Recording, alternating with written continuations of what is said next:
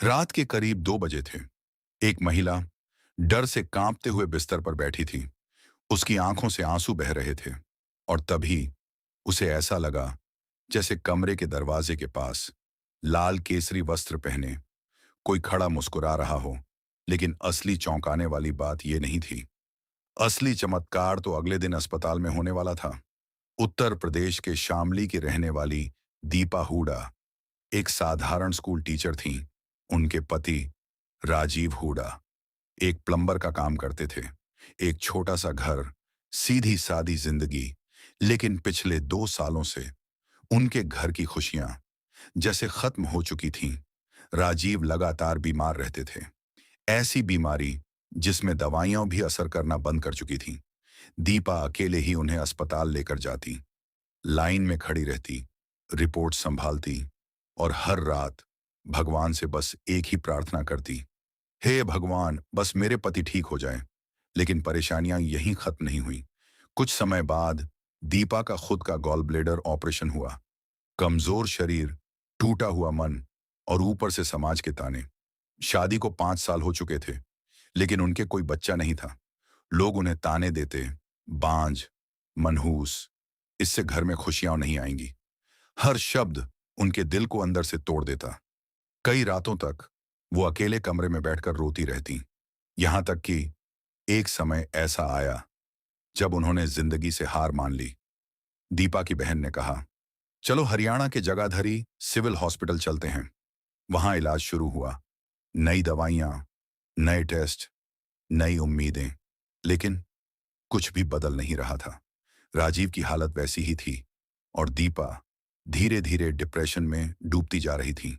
एक दिन जगाधरी में रहने वाले उनके एक रिश्तेदार ने कहा, बेटा, जब इंसान के सारे रास्ते बंद हो जाते हैं तब भगवान रास्ता बनाते हैं। उन्होंने दीपा को हनुमान जी की पूजा और मंगलवार व्रत के बारे में बताया और बस यहीं से सब बदलना शुरू हुआ। दीपा ने मंगलवार के व्रत रखने शुरू किए। घर में हनुमान जी की चौकी लगाई गई। हर सुबह दीपक जलता, अगरबत्ती की खुशबू पूरे घर में फैल जाती और दीपा आंसू भरी आंखों से हनुमान चालीसा पढ़ती। धीरे धीरे राजीव की तबीयत में सुधार आने लगा। जो दवाइयां पहले असर नहीं करती थीं, अब वही दवाइयां काम करने लगीं। डॉक्टर भी हैरान थे। और तभी 5 साल बाद दीपा प्रेग्नेंट हो गई। घर में खुशियां लौट आईं। दोनों रो पड़े। उन्हें लगा जैसे उनकी सारी प्रार्थनाएं सुन ली गई हों। लेकिन किस्मत अभी उनका इम्तिहान खत्म नहीं करना चाहती थी। डॉक्टर ने राजीव को कमजोरी की वजह से अंडे खाने की सलाह दी। राजीव ने खाना शुरू किया, लेकिन कुछ ही महीनों बाद दीपा का मिसकैरेज हो गया। उस दिन पूरा घर शांत था। दीपा फर्श पर बैठकर बस रो रही थी। उनकी आंखों में एक ही सवाल था, भगवान, आखिर क्यों? उसके बाद दीपा फिर से डिप्रेशन में चली गई। उन्हें डरावने सपने आने लगे। कभी कोई भयानक चेहरा, कभी कोई औरत, कभी अजीब परछाइयां। रात को नींद खुल जाती, दिल जोर जोर से धड़कता। लेकिन हर डर के बाद वो सिर्फ एक काम करती, हनुमान चालीसा का पाठ। कुछ महीनों बाद दीपा ने हनुमान जी के 11 व्रत माने और तभी एक बार फिर वो प्रेग्नेंट हो गई।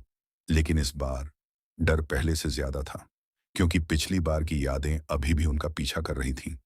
एक दिन डॉक्टर ने अल्ट्रासाउंड रिपोर्ट देखकर कहा, फीटल दिखाई नहीं दे रहा। दीपा के पैरों तले जमीन खिसक गई। राजीव चुप हो गए। दोनों के चेहरे पर डर साफ दिख रहा था। उस रात दोनों ने मिलकर हनुमान चालीसा और बजरंग बाण का पाठ किया। राजीव ने हाथ जोड़कर कहा, हनुमान जी, कल हमारे साथ अस्पताल चलना। अगले दिन अस्पताल का सफेद कमरा, मशीनों की आवाज और दीपा का कांपता हुआ शरीर। वो डरते हुए अल्ट्रासाउंड बेड पर लेटी। डॉक्टर स्क्रीन देख रहे थे। कुछ सेकंड की खामोशी जो उन्हें घंटों जैसी लग रही थी। और तभी डॉक्टर अचानक बोले, हार्ट बीट आ गई है।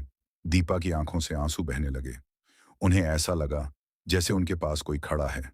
लाल केसरी वस्त्र, चेहरे पर मुस्कान और आवाज, डर मत, सब ठीक होगा।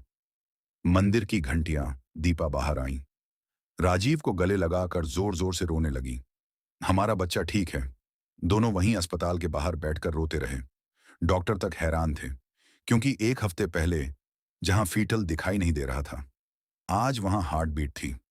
उसके बाद दीपा को फिर कभी वैसे डरावने सपने नहीं आए, बल्कि कई बार सपनों में हनुमान जी दिखाई देते, लाल वस्त्रों में, और कहते, अब मैं हूं, डर मत।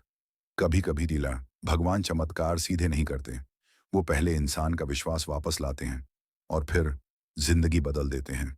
अगर आपके जीवन में भी कभी अंधेरा आए तो उम्मीद मत छोड़ना, क्योंकि शायद कोई शक्ति आपको टूटने से बचा रही हो। अगर आप भी हनुमान जी में विश्वास रखते हैं तो कमेंट में जरूर लिखें, जय श्री राम।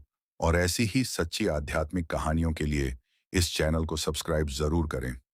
अगर आपके साथ भी कोई सच्चा चमत्कार, कोई आध्यात्मिक अनुभव या कोई अनसुनी भक्ति कहानी हुई हो, तो उसे डिस्क्रिप्शन में दिए गए जीमेल पर भेजें। आपकी कहानी भी दुनिया तक जरूर पहुंचाई जाएगी। जय श्री राम।